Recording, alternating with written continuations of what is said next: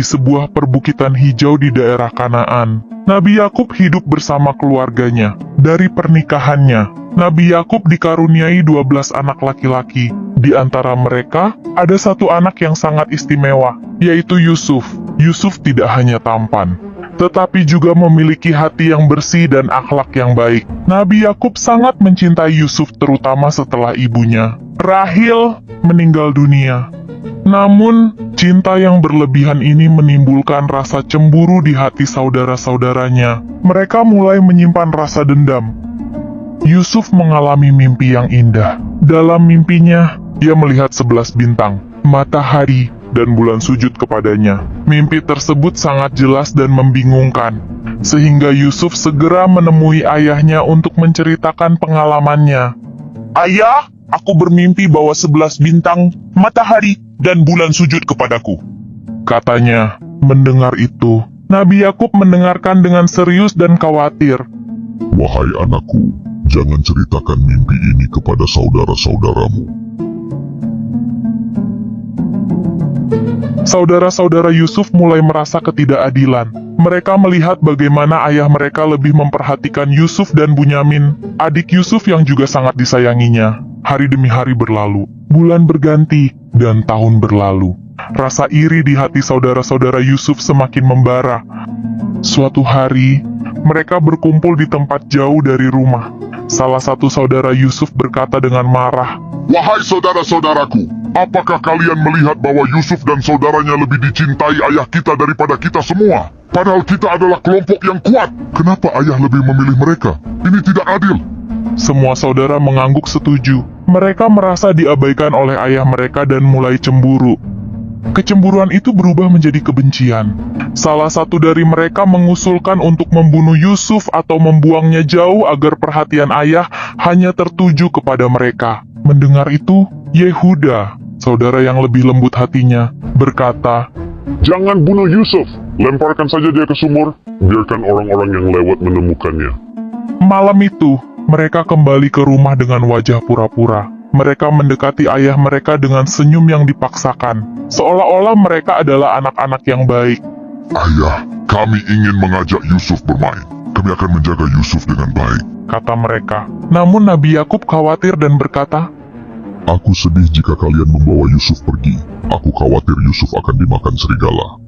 Kami adalah kelompok yang kuat. Kami berjanji, Ayah, Yusuf akan baik-baik saja, jawab mereka. Setelah banyak pembicaraan, Nabi Yakub akhirnya mengizinkan mereka membawa Yusuf. Malam itu sebelum tidur, Nabi Yakub memeluk Yusuf dengan kuat. Anakku, ingatlah apa yang terjadi. Allah selalu bersamamu, kata Nabi Yakub sambil meneteskan air mata. Ia berdoa agar Allah melindungi putra kesayangannya. Keesokan paginya, Yusuf mengikuti saudara-saudaranya menuju padang pasir yang jauh dari rumah dengan hati riang, tanpa menyadari rencana jahat mereka. Setibanya di tempat sepi, suasana berubah. Wajah yang penuh kasih kini berubah menjadi kebencian. Tiba-tiba, mereka menangkap Yusuf dan melemparkannya ke dalam sumur.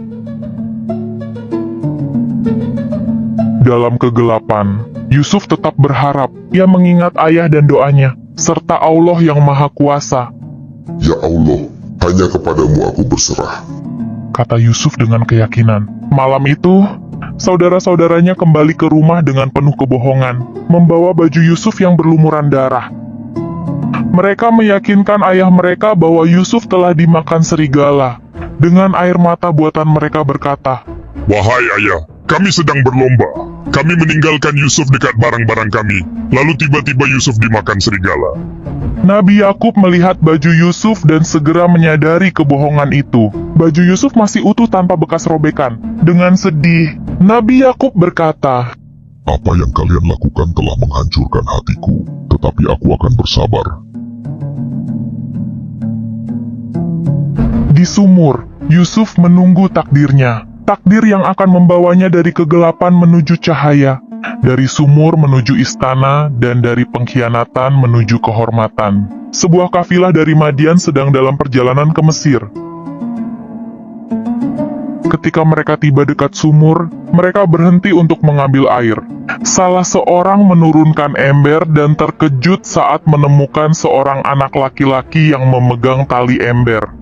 Lihatlah, ini seorang anak laki-laki. Betapa beruntungnya kita. Kata pedagang itu.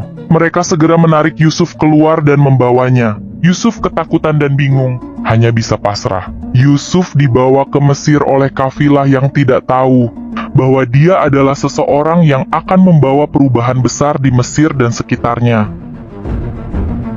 Sesampainya di Mesir, mereka segera menjual Yusuf sebagai budak di pasar yang ramai. Yusuf berdiri di antara budak lain. Tubuhnya lemah karena perjalanan jauh, dan hatinya rindu kepada keluarganya. Hari itu seorang bangsawan Mesir bernama Al-Aziz yang menguasai perbendaharaan negara sedang berjalan di pasar. Ia melihat Yusuf, wajahnya tampan dan tenang. Menarik perhatian Al-Aziz.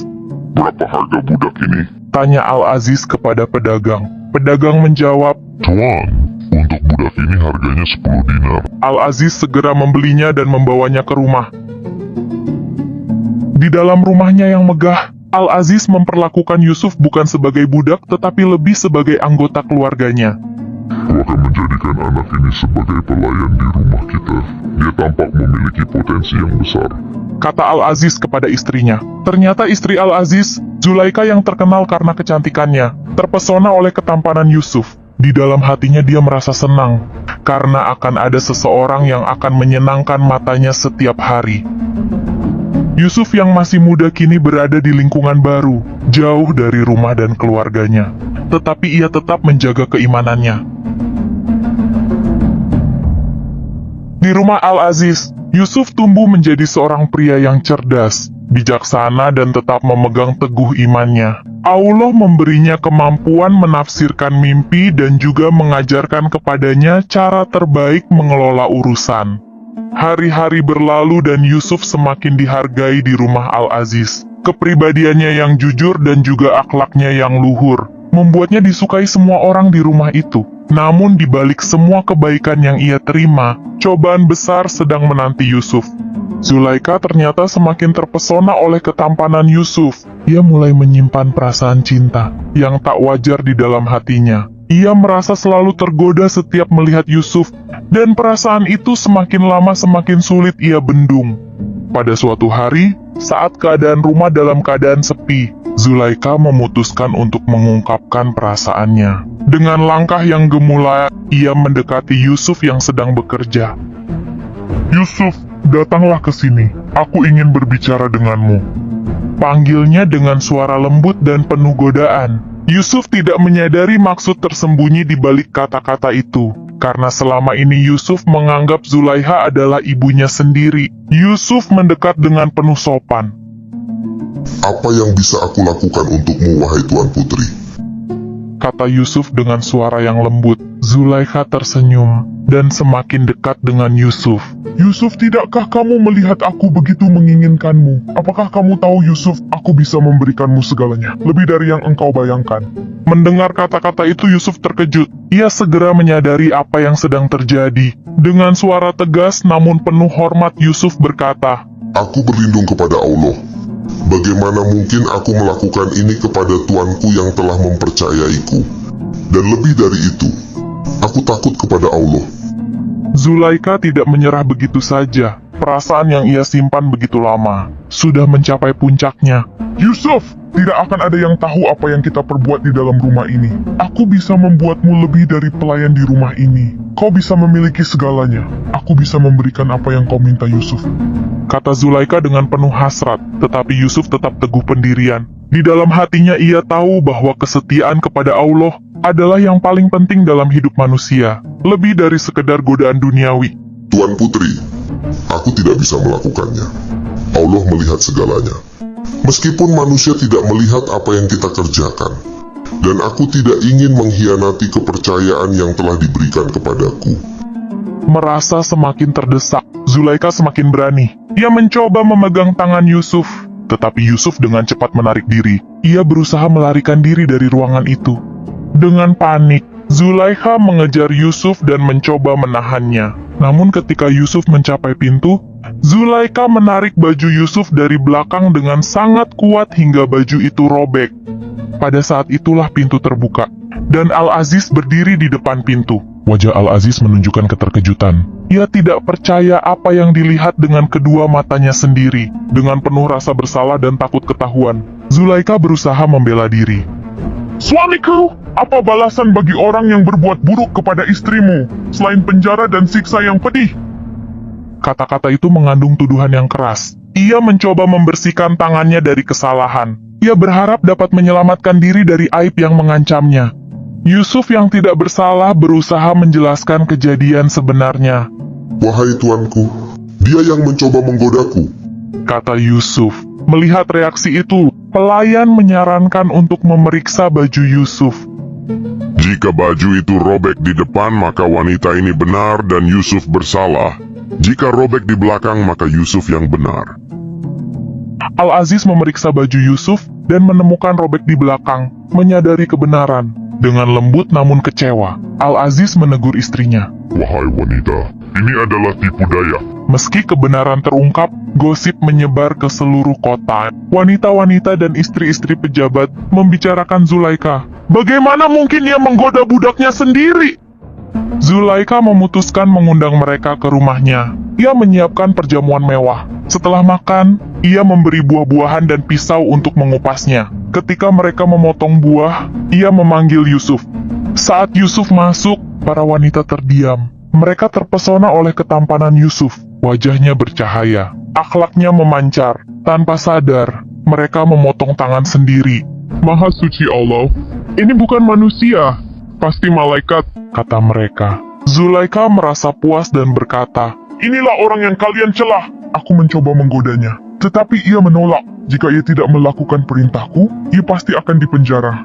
Yusuf menghadapi tekanan besar. Ia tetap teguh.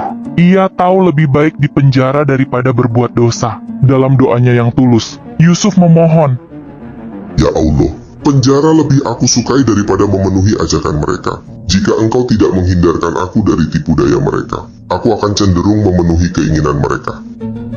Allah yang maha mendengar mengabulkan doa Yusuf dan melindunginya. Untuk meredakan gosip dan menjaga kehormatan keluarganya, Al-Aziz memutuskan memenjarakan Yusuf. Meski tahu ia tidak bersalah, Yusuf dijebloskan tanpa kejelasan kapan bebas. Meskipun di penjara, Yusuf tidak kehilangan harapan. Ia menerima keputusan itu dengan sabar. Yakin semua adalah bagian dari rencana Allah yang agung. Di penjara, Yusuf bertemu dua tahanan lainnya, pelayan minum raja dan juru roti. Suatu malam, mereka bermimpi aneh. Pagi harinya, mereka menceritakan mimpi mereka kepada Yusuf. Pelayan pertama berkata, Wahai Yusuf, aku bermimpi memeras anggur. Yang kedua berkata, Aku bermimpi membawa roti, dan burung memakannya. Yusuf menafsirkan mimpi mereka. Kepada pelayan pertama, ia berkata, Engkau akan kembali kepada tuanmu dan melanjutkan pekerjaanmu. kepada pelayan kedua, ia berkata, Engkau akan disalib, dan burung akan memakan isi kepalamu.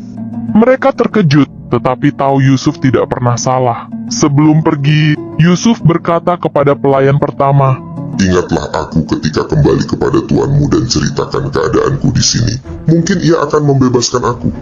Pelayan itu berjanji akan mengingat Yusuf, tetapi setelah dibebaskan, ia melupakan janjinya. Yusuf tetap di penjara bertahun-tahun, tetapi ia tetap sabar dan percaya Allah memiliki rencana lebih baik. Waktu berlalu. Suatu malam, Raja Mesir mengalami mimpi mengganggu. Ia melihat 7 ekor sapi betina yang gemuk dimakan oleh 7 ekor sapi, betina yang kurus dan juga 7 tangkai yang hijau dan lainnya yang kering. Mimpi ini membuat Raja gelisah. Ia memanggil ahli nujum, peramal, dan orang bijak untuk menafsirkan mimpinya. Tetapi tidak ada yang bisa memberikan jawaban. Mereka hanya mengatakan itu bunga tidur yang kacau. Di tengah kebingungan, pelayan yang pernah dipenjara bersama Yusuf teringat Yusuf dan keahliannya. Ia menemui Raja. Wahai Raja, aku tahu seorang pemuda yang pandai menafsirkan mimpi. Raja penasaran dan mengizinkan pelayan menemui Yusuf. Pelayan itu pergi ke penjara dan menemui Yusuf. Wahai Yusuf, Raja sangat gelisah. Ia butuh jawaban tentang 7 ekor sapi betina yang gemuk dimakan oleh 7 ekor sapi betina yang kurus, dan juga 7 tangkai yang hijau dan lainnya yang kering. Meski telah bertahun-tahun dilupakan, Yusuf tidak mengeluh. Ia menjelaskan tanpa meminta imbalan. Kalian akan menanam 7 tahun, simpan hasil panen, kecuali sedikit untuk dimakan. Setelah itu, akan datang 7 tahun kelaparan. Kecuali sedikit dari yang kalian simpan, akan datang tahun di mana hujan akan turun. Pelayan itu kembali ke istana dan menyampaikan tafsir Yusuf. Raja terkesan dengan kebijaksanaan Yusuf. Ia segera memerintahkan Yusuf dibebaskan dan dibawa ke depannya. Namun, Yusuf menolak dibebaskan sebelum namanya dibersihkan dari tuduhan palsu. Ketika utusan raja datang untuk membebaskannya, Yusuf berkata, Kembalilah kepada tuanmu, dan tanyakan wanita-wanita yang memotong tangan mereka. Tuhanku maha mengetahui tipu daya mereka. Raja memanggil para wanita dan bertanya, Apa yang terjadi saat kalian menggoda Yusuf? wanita-wanita itu di hadapan raja, menyadari kesalahan dan berkata, Kami tidak tahu. Yusuf adalah orang mulia. setelah mendengar itu, Raja memerintahkan pembebasan Yusuf. setelah bebas, raja berkata, Wahai Yusuf, hari ini kau menjadi orang kuat dan dipercaya di hadapanku. Yusuf meminta diangkat sebagai pengelola perbendaharaan negeri. Raja pun mengangkat Yusuf sebagai penguasa perbendaharaan Mesir. Dengan kebijaksanaan dan pengetahuannya, Yusuf memimpin negeri itu melalui masa kelimpahan dan paceklik.